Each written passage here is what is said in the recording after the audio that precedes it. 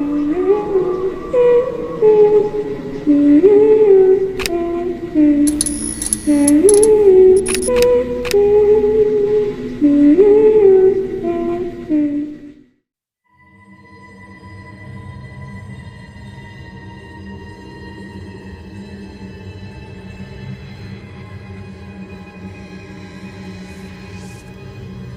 रसिका मित्रांनो, SK story teller या चॅनलवर आपले स्वागत आहे. मित्रांनो, जर आपण चॅनलवर नवीन असाल तर कृपया चॅनलला सबस्क्राईब करावे, जेणेकरून आमचे नवीन येणारे प्रत्येक व्हिडिओ आपल्याला सर्वात अगोदर मिळतील. तसेच कथा आवडल्यास लाईक करा आणि कथा कशी वाटली हे कमेंट करून नक्कीच सांगावे.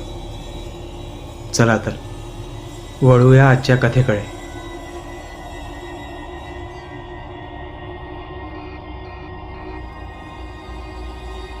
धोंडीबा, अरे काय चाललंय?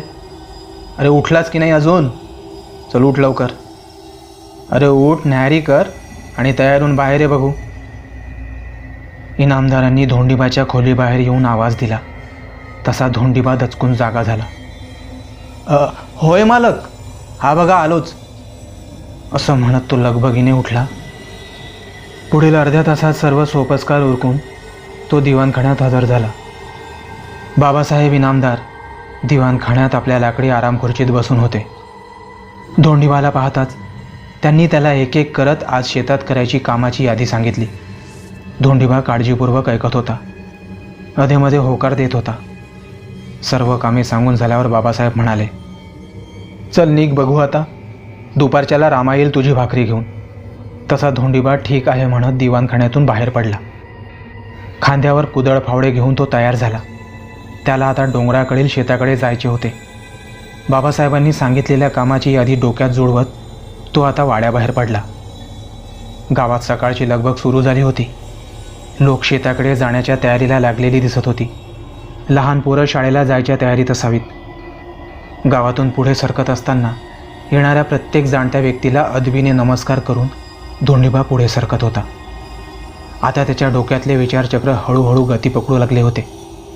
धोंडीबाचं हे मूळ गाव नव्हे, त्याचं मूळ गाव इथून जवळजवळ 5 मैल दूर डोंगरालगत होतं. अंदाजे 1.5 वर्षापूर्वी धोंडीबा या गावात दाखल झाला. धोंडीबाचा विवाहही झाला होता, पण पहिल्या बाळंतपणातच त्याची बायको आणि मूल दगावले. त्याच्या त्या गावात निवासी डॉक्टरांची सोय तेव्हा नव्हती, तशी ती आजही नाही आहे म्हणा. गावातील एका म्हाताऱ्या सोयीनीने आटोकाट प्रयत्न केले, पण यश आले नाही. अनाथ असणारा धोंडीबा पुन्हा एकदा पोरका झाला. हे डोंगरा एवढं दुःख पचवून तो आपल्या झोपडीत जीवन कंठत होता. पुढील 2-3 वर्ष गावात दुष्काळ पडला. धोंडीबाला काम मिळेनासे झाले. अगदी रोजच्या खाण्याची पंचायत होऊन बसली. मग धोंडीबा आपली झोपडी आणि गाव सोडून कामाच्या शोधात निघाला. तो थेट या गावात येऊन धडकला. गावात चौकशी केल्यावर लोकांनी त्याला बाबासाहेबांना भेटण्यास सांगितले. लोकांच्या सांगण्याप्रमाणे बाबासाहेब इनामदार हे खरोखर एक मोठे प्रस्थ होते. त्यांचा स्वभाव करारी पण तितकाच मृदूही होता. बाबासाहेबांनी त्याला काही जुजबी प्रश्न विचारले आणि कामावर ठेवून घेतले. तेव्हापासून गेली 1.5 वर्ष तो बाबासाहेबांसाठी काम करत होता. बाबासाहेबांनी त्याची राहण्याची व्यवस्था वाड्यातच एका खोलीत केली होती. आता खायला अन्न मिळत होतं, शिवाय वर्षातून 2-3 वेळा सणासुदीला नवीन कपडे शिवून मिळत होते. धोंडीबा खुश होता. राहून राहून त्याला आपल्या पत्नीची आणि मुलाची आठवण येत असे. पण ते दोघेही दूर काळाच्या पडद्याआड गेल्यामुळे आता आठवणी काढत बसण्यात काही अर्थ नाही, हेही तो जाणून होता. दिवस सरकत सरकत चालले होते. धोंडीबा आता या नवीन गावात चांगलाच रोडला होता. आपल्या प्रामाणिकपणाने आणि कष्ट करण्याच्या वृत्तीने त्याने बाबासाहेब तसेच गावकऱ्यांना आपलेसे केले होते.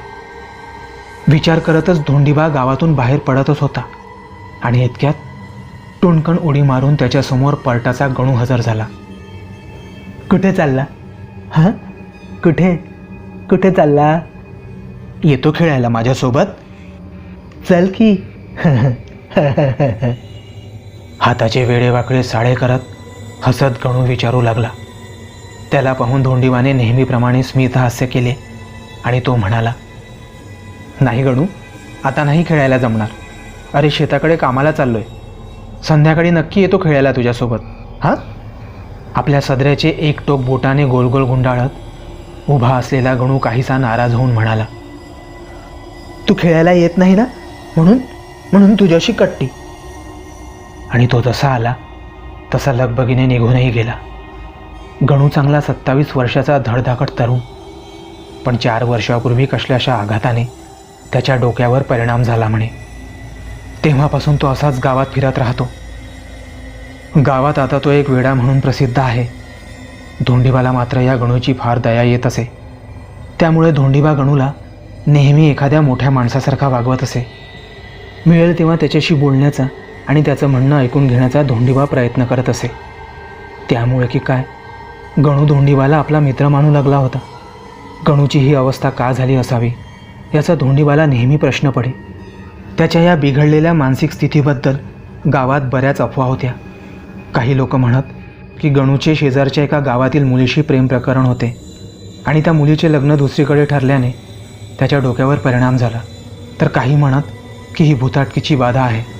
गणू एके दिवशी डोंगरालगत असणाऱ्या जुन्या गावठाणात गेला आणि तेव्हापासूनच तो वेडा झाला. काय खरं आणि काय खोटं हे सांगणं खरं तर कठीण होतं. आणि असेही आता तो विचार करण्यात काही अर्थ नव्हता, कारण गणू आता ठार वेडा झाला होता. त्याच्या या वेडेपणाचा तपास लागूनही त्याच्या सध्याच्या परिस्थितीत काहीही फरक पडणार नव्हता. विचार करत करत धोंडीबा आता गावातून बाहेर पडत डोंगराकडे असणाऱ्या शेताच्या वाटेला लागला. गावातून बाहेर पडत पुढे पुढे सरकत असताना धोंडीबाला ते जुने गावठाण दिसले. शेताकडे ये जा करताना 25-30 घराचे ते भग्नावशेष डोंगरालगत असणाऱ्या पायवाटेच्या वर अंदाजे 500 मीटरवर दिसत. त्या घरांची छपरे कधीच कोलमडून गेली असावीत. दिसत होत्या फक्त 4-5 फूट उंचीच्या ढासळलेल्या कोलमडलेल्या भिंती आणि वाढलेले गवत. धोंडीबा आता ज्या गावात राहत होता ते गाव म्हणे पूर्वी या ठिकाणी होते. अंदाजे 150 वर्षापूर्वी आलेल्या साथीच्या रोगात एक एक करत गावकऱ्यांनी हे मूळ गाव सोडून डोंगर उतार समताच असणाऱ्या समतल भागात आपली घरे बांधण्यास सुरुवात केली. आणि बघता बघता पुढील 5-7 वर्षात गाव विस्थापित झाले. तेव्हापासून हे जुने गावठाण म्हणजे हडप्पा मोहनजोदडोसारखे केवळ भग्नावशेष बनून राहिले आहे. त्यात कसल्याही प्रकारची वर्दळ नसल्याने गवताने चांगलाच तोम माजवला आहे. ते जुने गावठाण न्याहाळत पूर्वीची घरे अन गल्ल्या कशा असाव्यात याची कल्पना करत धोंडीबा पुढील 5 मिनिटात त्या शेतात पोहोचला. खांद्यावर असणारे कुदळ फावडे खाली ठेवून 2 क्षण विश्रांती घेऊन मग कामाला लागण्याचा त्याने विचार केला. सायंकाळ होताच डोंगराकडून गावाकडे सोसाट्याचा वारा वाहू लागला. हे काही नवं नव्हतं, पण आज मात्र वाऱ्याचा वेग भलताच वाटत होता.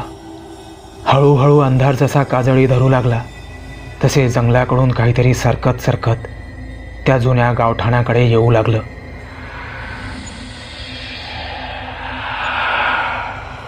त्याचा वेग वाऱ्यालाही लाजवणारा होता. अंधाराची ढाल करून पुढे सरकणारं ते पवित्र नक्कीच नव्हतं. अन्यथा ते दिवसाचा लख्ख प्रकाश वर्ज्य करून या गुदमरून टाकणाऱ्या अंधारात का प्रकट झालं असावं. ते काहीतरी निराकार विचित्र असं काहीतरी होतं.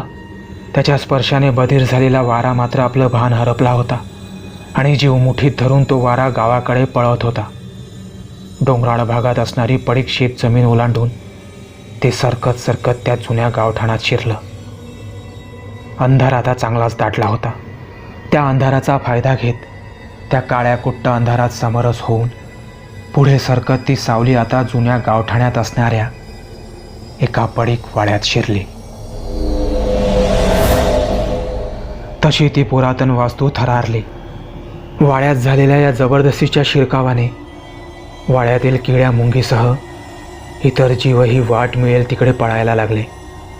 त्या अर्धवट पडक्या वाड्यात शिरताच ती अंधार सावली विजेच्या वेगाने इकडे तिकडे फिरायला लागली. अन मग तुटक्या लाकडी जिन्यातून वरती सरकत आत ती पहिल्या मजल्यावर असणाऱ्या एका खोलीत जाऊन स्थिरावली. त्या खोलीच्या बाहेर असणाऱ्या लाकडी सज्जाचे दार खुले होते आणि तिथून अर्धा मैल उतारावर असणाऱ्या नवीन गावातील दिव्यांची टिमटिम दिसत होती. ते पाहून ती अंधार सावली चेकाळली.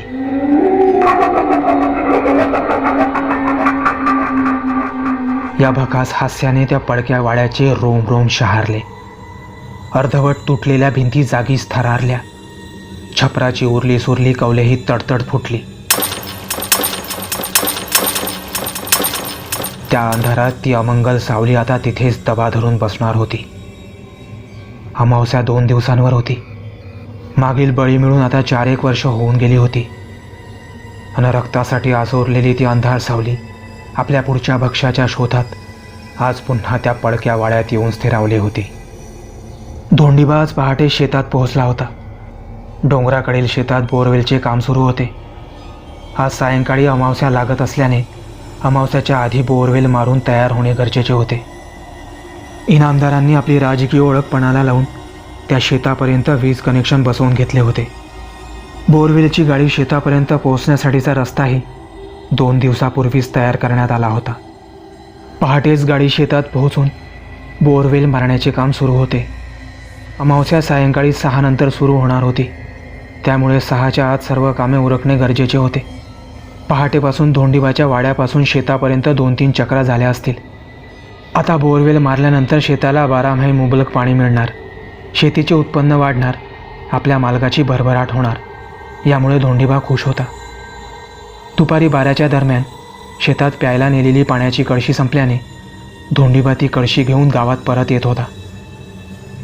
कुत्र्याचे एक पिल्लू दूर करत पुढे पळत होते आणि निरागस गणू त्याचा पाठलाग करीत त्याच्या मागे मागे जात होता. उन्हाची तिरीबाधा चांगलीच जाणवू लागली होती. पुढे पुढे धावत ते कुत्रे आता डोंगराकडील शेताच्या पायवाटेला लागले. तसा गणूही मागे जाऊ लागला. आपण कुठे चाललोय याचे त्याला भान नव्हते. समोर चालणारे ते कुत्र्याचे पिल्लू पकडायचे आहे एवढेच त्याच्या डोक्यात असावे. इतक्यात पायवाट्याने पुढे पडणारे ते कुत्रे आता पायवाट सोडून वरील बाजूस असणाऱ्या त्या जुन्या गावठाणाकडे निघाले. तशी त्या पडक्या वाड्याच्या पहिल्या मजल्यावर दबा धरून असणारी अंधार सावली चेकाळली. तिला मानवी हाडमासाचा जणू वास लागला असावा. गणूच्या समोर धावणारे ते नक्की कुत्रेच होते का, की त्यामागेही काही बनवा होता? सांगणं कठीण होतं. कुत्र्याचा पाठलाग करणारी गणूची पावलेही आपसुकच पायवाट सोडून आता त्या जुन्या गावठाण्याकडे वळली. पण पडताना पायाला ठेस लागल्याने गणू अचानक खाली बसला. डाव्या पायाचे अंगठ्याचे नख तुटल्याने रक्तस्राव सुरू झाला होता. काही क्षण वेदनेने विव्हळत असणारा गणू आता पुन्हा उभा राहिला. गुडघाभर उंच वाढलेल्या त्या गवतात कुत्र्याचे पिल्लू कुठेतरी गायब झाले होते. आणि इतक्यात गणूची नजर समोरच अगदी 200 मीटरवर उभ्या असणाऱ्या त्या पडक्या वाड्यावर गेली आणि तो जागीच थिजला. त्याच्या विस्कटलेल्या मनात कसल्याशा अनामिक भीतीनं डोकं वर काढलं होतं. तो वाडा तो त्याच्या परिचयाचा होता का कुणास ठाऊक. पण लाकडी ओणक्यासारखा कणखर चेहरा करून गणू त्या वाड्याकडे पाहत होता.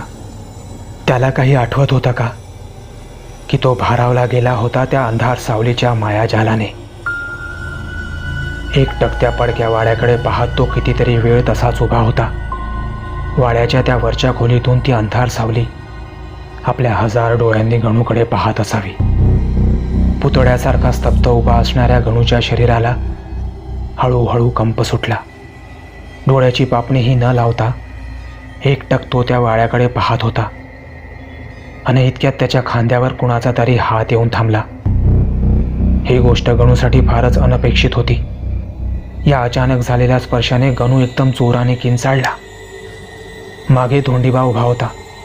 रिकामी झालेली ती पाण्याची कळशी घेऊन तो गावात जात असता त्याला जुन्या गावठाण्याच्या तोंडाशी उभा असलेला गणू दिसला होता. तो चुकून इकडे आला असावा. त्याला इथून गावात नेणे गरजेचे आहे हे ओळखून धोंडीबा तिथे आला होता. गणू एक मनोरुग्ण असल्याने त्याचे हे वागणे कुणालाही विचित्र वाटले नसते. पण त्याच्या चेहऱ्यावर असणारी ती भीती फारच जिवंत होती. धोंडीबाने कधीही गणूला इतक्या घाबरलेल्या अवस्थेत पाहिलं नव्हतं. गणू थरथर कापत होता आणि आपले थरथरते हात उंचावून त्या वाड्याच्या दिशेने बोट करत होता. तो इतका का घाबरला असावा? त्याने काही पाहिले होते का? त्याची ती अवस्था पाहून प्रथम त्याला आधार देणे गरजेचे आहे हे धोंडीबाने जाणले. त्याने गणूला जवळ घेऊन त्याला शांत केले आणि समजावून त्याला घेऊन तो गावाकडे निघाला. मंद पावले टाकत ते दोघेही गावाकडे येत असतानाही गणू मात्र वळून वळून त्या पडक्या वाड्याकडे पाहत होता.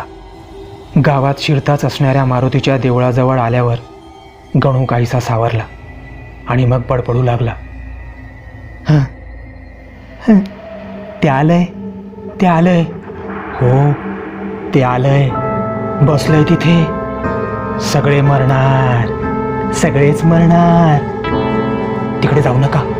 हे हे तिकडे जाऊ नको, तिकडे जाऊ नको तू. कोणीही तिकडे जाऊ नका. तो भाडा, तो भाडा. आणि अचानक गणू मोठ्याने रडू लागला. त्याला रडताना पाहून धोंडीबा आणि आजूबाजूचे लोक कावरेबावरे झाले. धोंडीबा आणि एकाने गणूला पकडून कसे बसे त्याच्या घरी पोहोचवले. धोंडीबाला आता ती पाण्याची कळशी भरून घेऊन पुन्हा शेतात जायचे होते. त्यामुळे तो लगबगीने पावले उचलू लागला. अंतिम भाग लवकरच.